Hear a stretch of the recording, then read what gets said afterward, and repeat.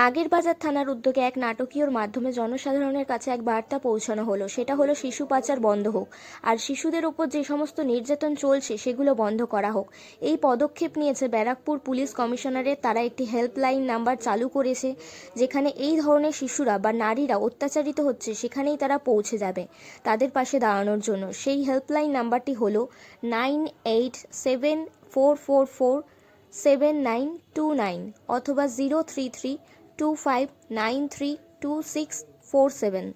আমরা ব্যারাকপুর কমিশনারেট এবং প্রকৃতি ফাউন্ডেশনের পক্ষ থেকে আপনাদের কাছে এসেছি একটি ছোট্ট পথনাটক নিয়ে। আমাদের চারিপাশে যে সমস্ত ঘটনা ঘটে চলেছে, যেমন ধরুন শিশু পাচার, নারী পাচার, মানে নারীদেরকে গ্রাম থেকে বিভিন্ন কাজের প্রলোভন নিয়ে এখানে নিয়ে এসে বিভিন্ন যৌন কর্মে লিপ্ত করে দেওয়া হচ্ছে। এই সমস্তের ওপরে আমরা একটা ছোট্ট পথনাটক করেছি এবং সেই পথনাটকের মাধ্যমে আমরা আপনাদের কাছে পৌঁছে দিতে চাই।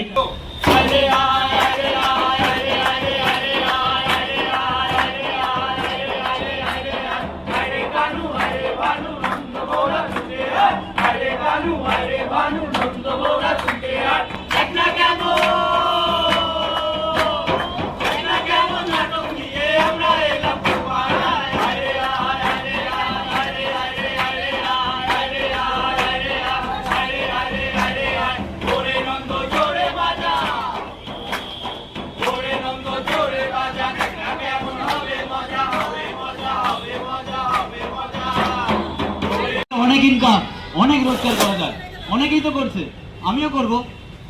সে তো বুঝলাম বাইরে চলে যাবি, কিন্তু বাইরে গেলে যে বিপদও আছে। কোথায় যাবি, কার সঙ্গে যাবি, কি করবি, কোথায় থাকবি, সেগুলো তো জানতে হবে না? কিন্তু দাদা আমি সব ঠিক করে তারপরেই তো যাব। আর আমার অনেক স্বপ্ন আছে জানো তো দাদা, সেগুলো পূরণ করতে হলে আমার এই দেশ ছেড়ে বেরোতেই হবে। সে তো বুঝলাম যে তুই বাইরে যাবি, দেশ ছেড়ে বেরোবি, কিন্তু সাবধান, নিজের যোগ্যতা বিচার করে তারপরেই সব কাজে এগোবি। হ্যাঁ, যাক, অনেকটা সময় হয়ে গেল রে, বুঝলি? আমার বাড়িতেও কিছু কাজ আছে, তাড়াহুড়ো আছে। আচ্ছা, পরে দেখা হবে। সাবধানে থাকিস রে, ভালো থাকিস ভাই। হ্যাঁ। আচ্ছা তোমার বাড়িটা কোথায়? বাড়ি এই তো পাশের পাড়াতেই, মুকুন্দ বাবুর বাড়ি বললেই যে কেউ দেখিয়ে দেবে। স্যার আপনি যাবেন? চলুন না স্যার, চলুন। যাবো না, তুমি বাড়িতে যাও, আমি তারপর তোমার বাবার সাথে গিয়ে কথা বলে আসছি, ঠিক আছে? কিন্তু স্যার আমি পারবো তো? আমার পড়াশোনা একটু কম, আমি পারবো তো স্যার? অবশ্যই পারবে, কেন পারবে না? আজকে মানুষ চাইলে কত কিছু পারে। ঠিক আছে, আমি তোমার বাড়ি যাচ্ছি। হ্যাঁ, একটু পরে। ঠিক আছে, আমি বাবাকে বুঝিয়ে বলছি। আপনি আপনি আসবেন স্যার? হ্যাঁ আমি আসছি। বাবা, ও বাবা, কোথায় গেলে তুমি? তাড়াতাড়ি এসো। আরে বাবা বল, বাবা বল, কি হয়েছে? তোমার সাথে আমার অনেক কথা আছে বাবা। হ্যাঁ। আজ একটা স্যারের সাথে আমার আলাপ হয়েছে, জানো?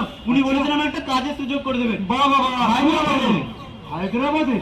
কিন্তু বাবা, সে তো অনেক দূর রে বাবা। বাবা তুমি এত চিন্তা করো না, উনি আজই আসবেন বলেছেন, তোমায় সব বুঝিয়ে বলবেন। সে তো বুঝতে পারছি বাবা, কিন্তু হায়দ্রাবাদে চলে যাবি, কাজটা কি? উনি আজই আসবেন বাবা, তুমি কোনো চিন্তা করো না। উনি খুব ভালো মানুষ, তোমায় সব বুঝিয়ে বলবে। আচ্ছা, ওই দেখো বাবা, উনি এসে গেছেন হয়তো। আসছি স্যার। নমস্কার। নমস্কার। আমার নাম সুরেশ। হ্যাঁ। ওই সুমনের সাথে ওই চায়ের দোকানে আলাপ হলো। আচ্ছা। এখান থেকে কথাবার্তা শুনে যা বুঝলাম আমার একটা কাজের দরকার, আর আমার কাছে একটা সুযোগ আছে, তাই আপনাকে জানাতে এলাম কাজ সম্বন্ধে আর ওর সাথে কথা বলতে। হ্যাঁ বাবা, ঠিকই করেছো বাবা। আসলে আমার ছেলেটা অনেক দিন ধরে একটা কাজের চেষ্টা করছে, তুমি যদি একটা ব্যবস্থা করে দিতে পারো তো খুব ভালো হয়। বলার জন্যই তো আপনার কাছে আসা। হ্যাঁ হ্যাঁ, বলুন। আমাদের যে রাবার ফ্যাক্টরি আছে না, হ্যাঁ। তারই একটা নতুন ফ্যাক্টরি তৈরি হচ্ছে আমাদের হায়দ্রাবাদে। এসেছো বাবা? ও বাবা, এদিকে আসো। এই যে সুরেশ। ও আচ্ছা, তুমি শুনে যা। ওই মামুনির সাথে আমার বাস স্ট্যান্ডে আলাপ হয়, আচ্ছা। এখান থেকে আস্তে আস্তে কথা শুরু হয়। আচ্ছা, দুজনকে ভালোবাসি। আপনার সাথে দুটো কথা বলতে এলাম, এই আমাদের সম্পর্কের ব্যাপারটা।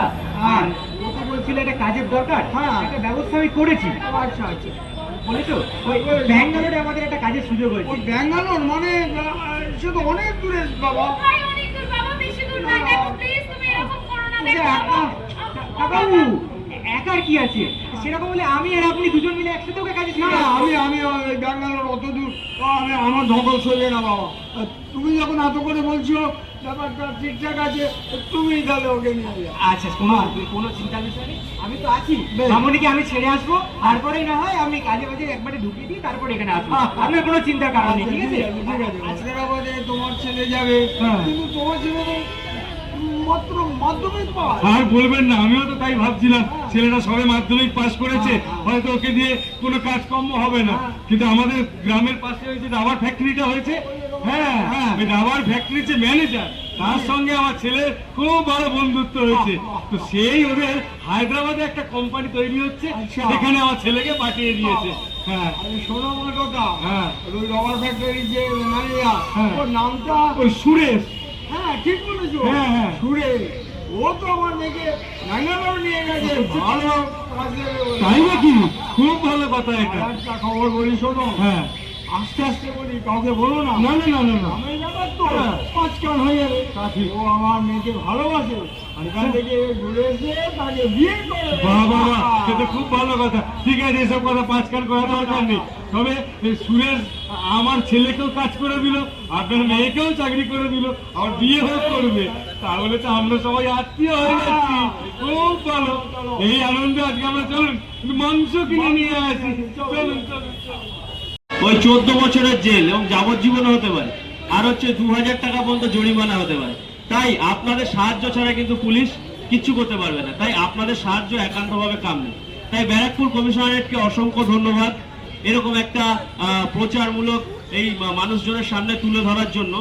আর নাগেরবাজার থানাকেও অসংখ্য ধন্যবাদ, তারা এই সুযোগটা করে দিয়েছে আমাদেরকে যে আমরা এই মানুষের কাছে এই বার্তাটা পৌঁছাতে পারি। অসংখ্য ধন্যবাদ। সকলে ভালো থাকবেন, সুস্থ থাকবেন এবং নাটকের মাধ্যমে যা যা বললাম সেগুলোকে একটু মেনে চলবেন, চোখ কান খোলা রাখবেন, সতর্ক থাকবেন, ভালো থাকবেন। ধন্যবাদ।